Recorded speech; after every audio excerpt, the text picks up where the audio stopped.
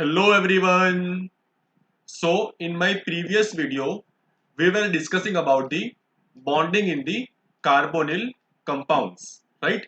In my previous video, we were discussing about the bonding in the carbonyl compounds. Now we are going to continue with our discussion, and today we are going to study about the orbital overlap between the nucleophile and our carbonyl compound, right? So this is our carbonyl compound. We had taken the example of formal aldehyde, right? Now this is the pi bond, okay, and this is the sigma bond. Now this particular oxygen is electronegative, so there would be partial negative charge on this oxygen, and there would be partial positive charge on this particular carbon, right? Now this particular pi bond is formed by the overlap of unhybridized unhybridized p orbital of the carbon and unhybridized p orbital of oxygen, right? I am repeating one more time. This particular pi bond is formed by the overlap of the unhybridized p orbital of carbon and oxygen, right? So whenever two orbitals are overlapping, then molecular orbitals would be formed. So if two orbitals are overlapping, then molecular orbitals would be formed, right? So by the overlapping of unhybridized p orbital of carbon oxygen, pi bond is formed, right? So if two orbitals are overlapping, then two molecular orbitals would also be formed. One would be bonding molecular orbital, right? There would be two molecular orbitals which would be formed. One would be bonding molecular orbital and another would be anti-bonding molecular orbital, right? Now these are the pi electrons. These two pi electrons would be present in the bonding molecular orbital, okay? So this is our molecular orbital, right? This is our pi bonding molecular orbital. Now this oxygen is more electronegative as compared to the carbon, so this particular pi bonding molecular orbital is slightly more directed towards oxygen, okay? Once again I am repeating, oxygen is more electronegative as compared to the carbon, right? So these pi electrons are more directed towards oxygen, and this pi bonding molecular orbital is more directed towards oxygen. But when we talk about the anti-bonding molecular orbital, okay, see, there is one bonding molecular orbital and there is another anti-bonding molecular orbital. Now when we talk about anti-bonding molecular orbital, so anti-bonding molecular orbital would be more directed towards the carbon. This is anti-bonding molecular orbital. This is bonding molecular orbital, okay? So when it comes to bonding molecular orbital, it is more directed towards the oxygen, and anti-bonding molecular orbital is more directed towards the carbon, okay? And this pi electrons are in the bonding molecular orbital, and this anti-bonding molecular orbital will be empty. Please listen very carefully.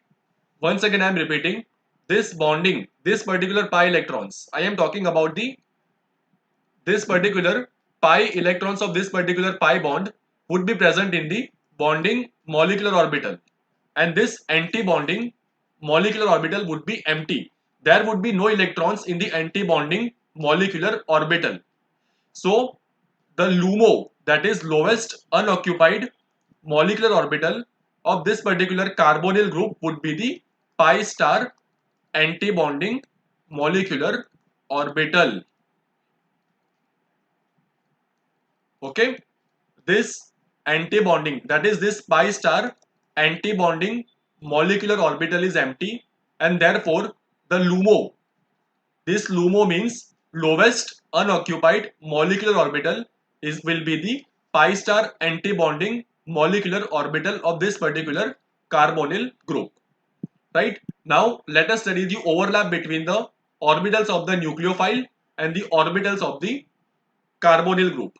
Right? So this is our formal aldehyde and this would be our nucleophile. We are studying about the nucleophilic addition reaction. So how this reaction is going to take place? This nucleophile, this electrons of the nucleophile would be in the HOMO orbital, that is highest occupied molecular orbital, right? So this electrons of the nucleophile would be present in highest occupied molecular orbital of the nucleophile. So these electrons from the HOMO are going to get transferred to the LUMO of the carbonyl group. Okay, these electrons of the nucleophile are from the HOMO are going to get transferred to the LUMO of the carbonyl group. So what is the LUMO of the carbonyl group? It is the pi star antibonding molecular orbital. So this pi star antibonding molecular orbital is the LUMO of the carbonyl group.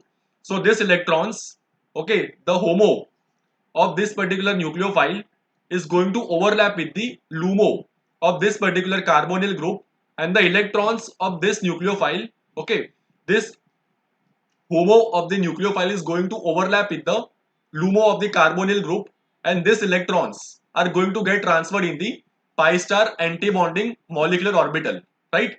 So you can see that there would be overlap between this nucleophile and the LUMO of the carbonyl group, right? Now these electrons are going to get transferred to the LUMO, that is pi star antibonding molecular orbital, and if electrons are coming inside the pi star antibonding molecular orbital, that means bond is going to break. We already know this, right?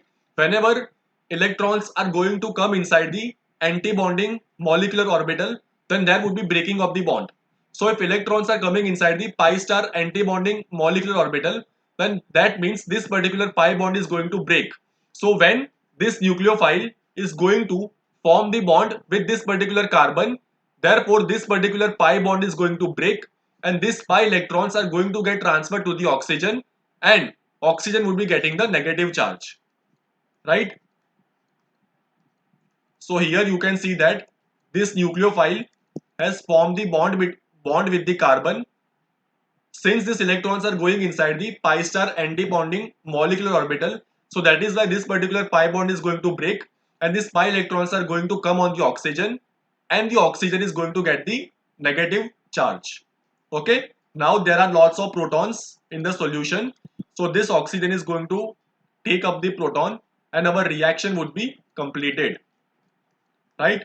So till now we have studied about the bonding in the carbonyl group and how the overlapping between the highest occupied molecular orbital of the nucleophile and the LUMO of the carbonyl group takes place. Okay, and this particular carbon would be sp2 hybridized, right? In the carbonyl group, this particular carbon would be sp2 hybridized, but after the nucleophile has formed the bond with the carbon, this particular carbon would be sp3 and it would be tetrahedral in shape. This particular carbon was in planar, okay, it was sp2 hybridized, so the carbonyl group was planar, but here this carbon is sp3 hybridized and the shape would be tetrahedral. Okay, now let us talk about the cyanide. We are going to study about the attack of the cyanide on aldehydes and ketones. Attack of cyanide on aldehydes and ketones.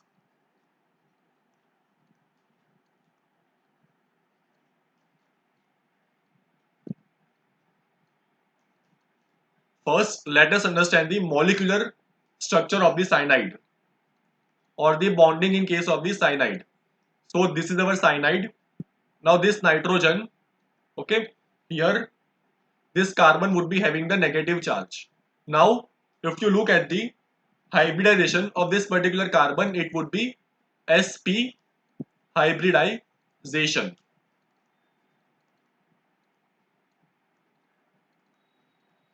Right?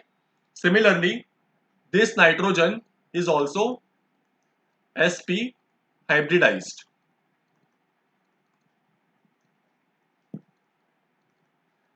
Now, if it is sp hybridization, that means there would be two sp hybrid orbitals. Similarly, if nitrogen is also sp hybridized, that means nitrogen is also having two sp hybrid orbitals. Two sp hybrid orbitals. Now, this nitrogen and this is the carbon. So this is one sp hybrid orbital, and this is okay. This is the one. Okay, let me repeat it one more time. Nitrogen is having two sp hybrid orbital. So this is the first sp hybrid orbital of nitrogen, and this is the second sp hybrid orbital of the nitrogen. Similarly, this carbon, okay, this particular carbon is also having two sp hybrid orbital. So this is the first sp hybrid orbital, and this is the second sp hybrid orbital. Okay, now this particular sigma bond, this is the sigma bond, this is the pi bond, and this is also the pi bond. Now this particular sigma bond, okay, I am talking about this particular sigma bond. This sigma bond would be formed by the overlapping of these two sp hybrid orbital, right? So this particular sigma bond is going to overlap, and that is how sigma bond is going to get formed. These two electrons which are present on the nitrogen as lone pair would be present in this sp hybrid orbital, right? So this sp hybrid orbital of nitrogen contains the lone pair of electrons on the nitrogen. So these two electrons are present in this particular orbital, and this particular carbon, okay, these two electrons on the carbon will also be present in this particular sp hybrid orbital. Okay, these two electrons, this carbon, these two electrons are going to be present in this sp hybrid orbital of the carbon. So one sp hybrid orbital of carbon is forming the sigma bond, and another sp hybrid orbital of the carbon is containing these two electrons. Okay, now see, this is the nucleophile, that is cyanide ion is the nucleophile. So the HOMO of the nucleophile, is going to overlap with the LUMO of the carbonyl group, that is pi star antibonding molecular orbital.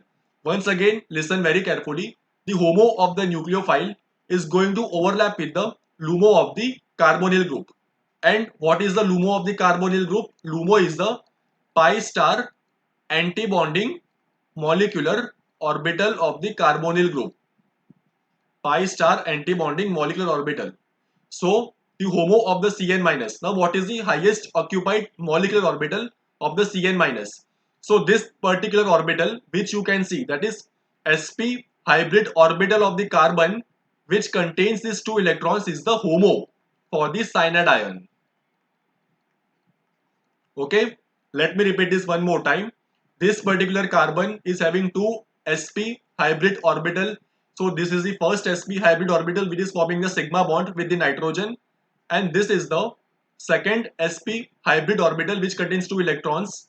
Now this particular sp hybrid orbital which contains two electrons is the highest occupied molecular orbital for this particular carbon, and this HOMO is going to overlap with the LUMO of the carbonyl group, that is the pi star antibonding molecular orbital of the carbonyl group, and that is how cyanide, that is Cn minus, is going to form the bond with the carbonyl group.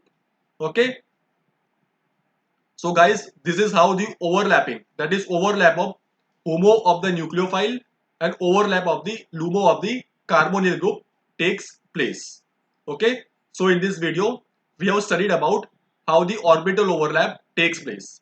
In our next lesson, we will continue with the chapter, right? We will continue with the chapter 6, that is nucleophilic addition to the carbonyl group. Okay. So thank you very much for discussion.